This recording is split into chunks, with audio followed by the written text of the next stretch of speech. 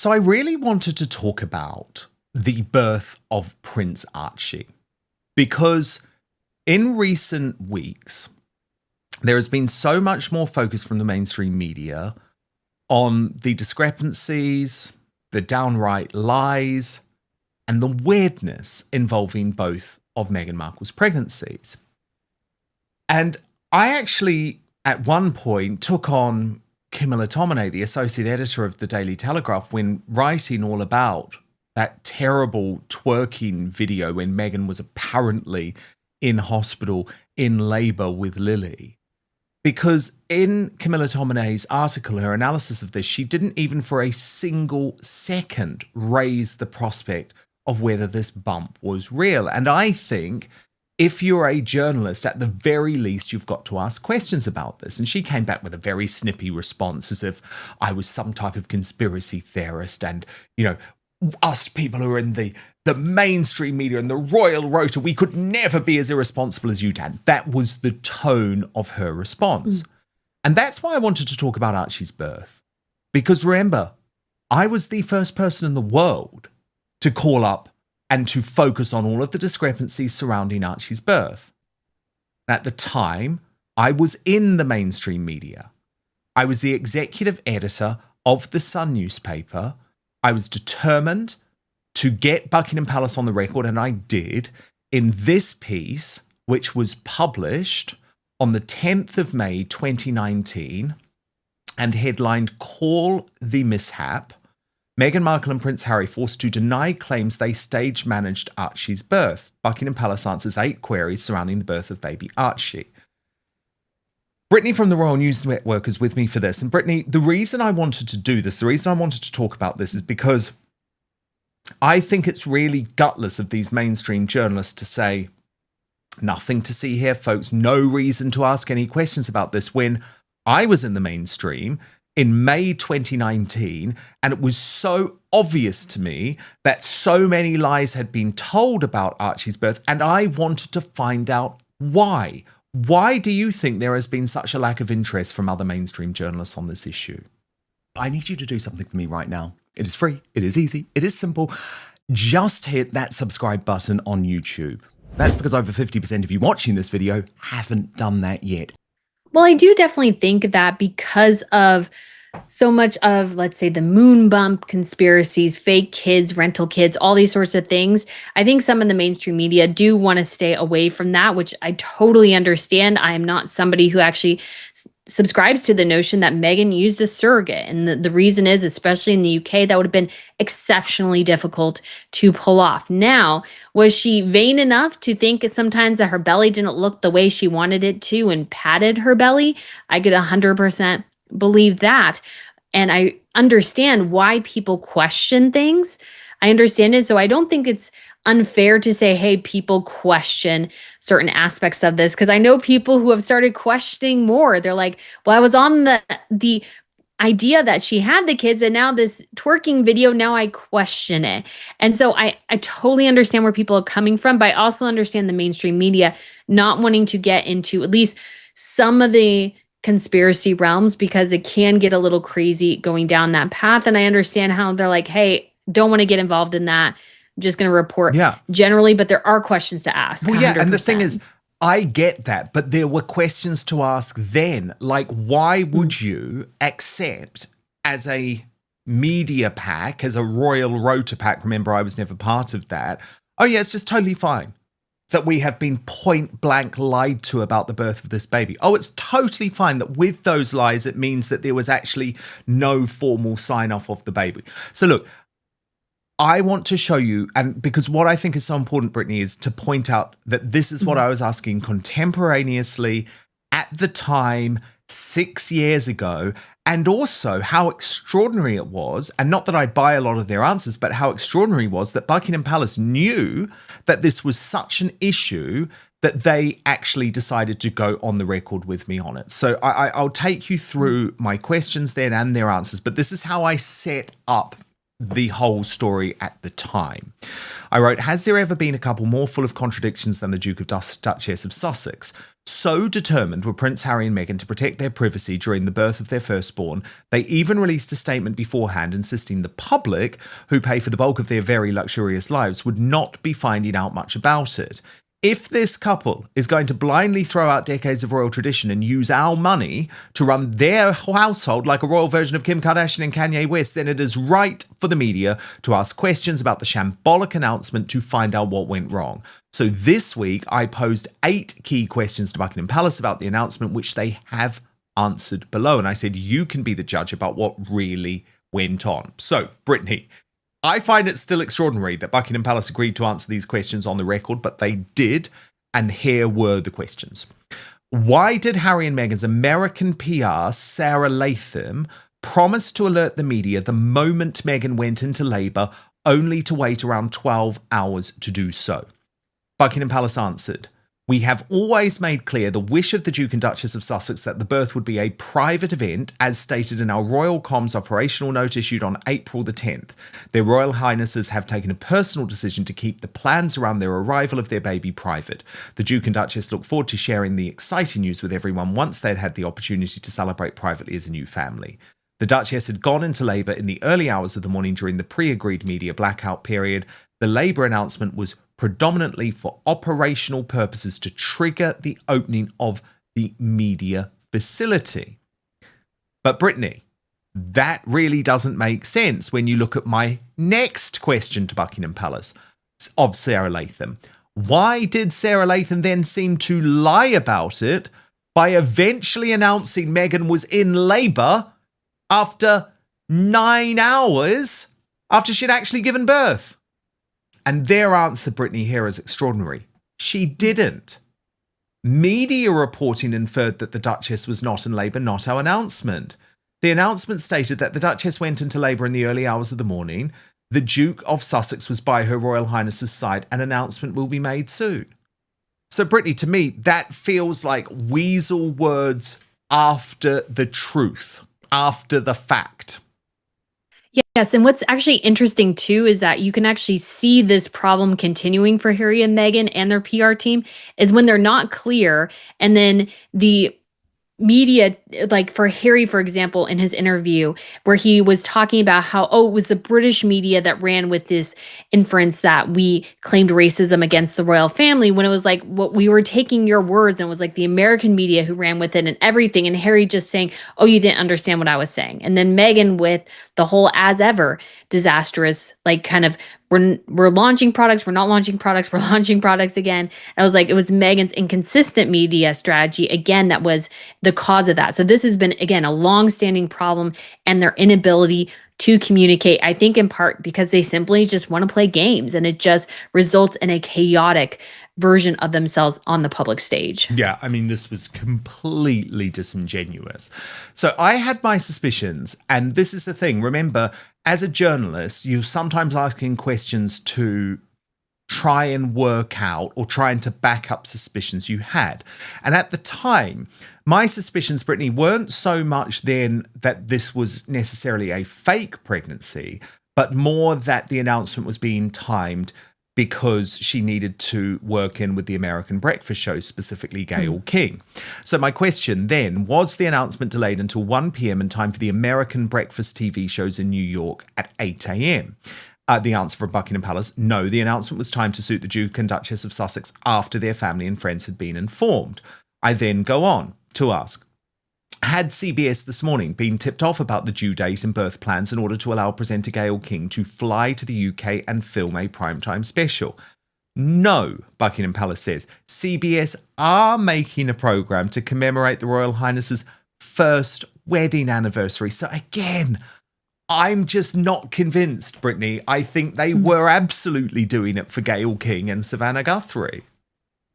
Yes, I can totally see them manipulating things to suit their own agenda. And this goes back to the idea that Harry and Meghan, I think Buckingham Palace gave them way too much leeway. Your child is in the line of succession. Yes, there are certain things about the birth you can control. But again, to live under the umbrella of this institution, you have to abide by certain things. And I think Buckingham Palace gave them way, way, way too much leeway here to the point where it made the palace itself look foolish. And this again, I think, re-emphasizes that the palace and the machinery of the monarchy needs to take Harry and Meghan more seriously and make sure that Harry and Meghan's antics don't impact the future of the crown. That's where things should go at this point. Because obviously the birth, I think, was a mess that could have been avoided if protocols were put in place and Harry and Meghan were reined in. Then things just got weirder, Brittany. They got weirder because everything around this announcement just went wrong. Like, everything around this announcement went wrong to the point where apparently emails weren't being sent. I mean, it's 2019, right? But this was my question because I was really trying to trap them into their own lies sometimes to really ensure that they were going to blame an email failure when, you know what, you could just pick up the phone, couldn't you? But anyway, so this was my question. When an email failure meant the media could not be alerted at 1 p.m. that Meghan had gone into labor, even though she had actually given birth at that point, why not speak directly to news organizations on the phone? The answer from Buckingham Palace: as we advised, there were technical issues with the announcement. We have apologized to the media who were affected. When we realized the email had not been sent, we tried to contact as many people as quickly as possible. Brittany, very, very odd, isn't it? I'm sorry, you see where I'm going with this. I'm not trusting this. Oh, the emails broke. I think there was a cover-up going on, Brittany. I really do. I mean, it's just this level of chaos is just inexcusable for an organization like the monarchy. They hire people to manage these sorts of things. And yes, sometimes the monarchy, I would say, especially the Brits, I think are a little bit still behind the media curveball here. I think the Scandinavian royals, I think, have some of the best media games, and so does the Spanish. But I think this proves, again, that the palace really had very limited control over Harry and Meghan. And I think they were scrambling too behind the scenes, which is absolutely not what should be happening. And if Harry and Meghan wanted to run things their way, well, that's fine. But your kids aren't in the line of succession. They aren't part of the monarchy. Like, we can do things another way. But at this point, the kid, them, everything is being paid for in many ways by the taxpayers, and the taxpayers deserve a level of transparency. But that's my point. We've never had the truth because it just gets weirder, Brittany. It just gets weirder because my next question to Buckingham Palace was this: why in the period between the in labour announcement being broken by Sky News and the Instagram post announcing the birth did Buckingham Palace press officers officially deny any birth? The answer from Buckingham Palace: we would only ever confirm the birth following an official announcement. Instagram was also not how the birth was announced. It was done via an official announcement. So, Brittany, in other words, yes, they did lie. They did lie. They told people this baby hadn't been born when the baby had apparently been born. You can see why people think this is just so strange. It is. And you have to as well think Meghan started this. Meghan and Harry are the ones responsible for the chaos surrounding their children. They really have nobody else to blame. And I could also see this too, that some of this chaos is happening because I would imagine Harry and Meghan aren't even telling the palace the full truth. And so I could totally see a situation as well where communication is not happening deliberately because Meghan and Harry aren't communicating with people in the way they should be. And again, this goes back to the idea of Harry and Meghan, as members of the monarchy, as working royals, must abide within certain protocols regarding birth. And that has to be followed. And yes, you will have your personal moments, but you are serving a broader institution. If you want to be a private citizen, you had your chance to do that months ago. But Meghan never cared again. She did not care about what the monarchy needed from her at all. And as a result, people think her kids are fake. They think they're AI. They think they're borrowed kids, like all these sorts of things because of Meghan and Harry. And for Harry, especially, who has dealt with rumors that he is James Hewitt's son and those sorts of things, to put that burden on his own children, I think is completely and utterly appalling. Then the questions went on, Brittany. Was the 12:40 p.m., 7:40 a.m. in New York embargo on little Archie's first appearance put in place to maximize coverage on the US morning TV shows? This is, do you remember when Harry and Meghan appeared with the baby? There they are at Windsor Castle. And the answer was no. The photo call at 1200 with an embargo of 1240 was timed to fit around the timing of the Sussexes' visit to Windsor Castle to introduce their son to his great-grandparents. And then I asked, given Prince Harry spoke publicly about the birth in such lovely details, why not inform the media of where it took place in order to stop speculation and unnecessary false reporting? Answer from Buckingham Palace: we have always said the birth would be in private in accordance with the express wishes of the parents and made it clear on the day we would not be releasing this information. In this context, it is very unfair to blame individuals for stories which the press choose to run.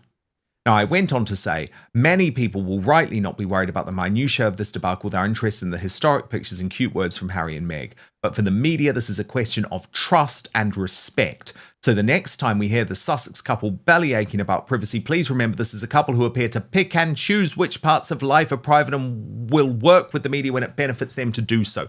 But Brittany, my point is, this was a scandal at the time. It remains a scandal today.